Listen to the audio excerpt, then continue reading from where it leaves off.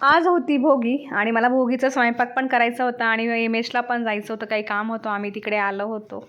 मी आणि तनिष्का. तुम्ही बघू शकता बाहेर किती शांतता आणि छान वाटत होतं.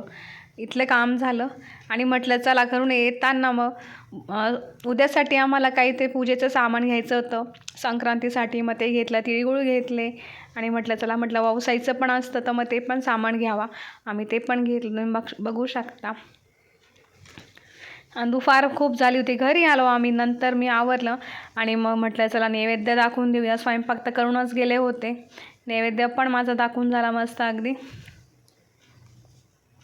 बाहेर जायचं होतं म्हणून पटकन स्वयंपाक झाला होता म्हणून काही टेन्शन नव्हतं. म्हटलं माझा नैवेद्य दाखवून द्यावा. नैवेद्य पण माझा मस्त असा दाखवून झाला आणि म्हटलं चला थोडंसं आरी वर्कचं पण काम करूया. मॅमनी आम्हाला देवी बनवायला शिकवली होती. म्हटलं चला मग वेळ आहे तर ते पण बनवूया आपण. बनवत असं त्याला बराच वेळ लागतो, हळूहळू ते करायला होतं अगदी आणि खूप असं छान वाटत होती.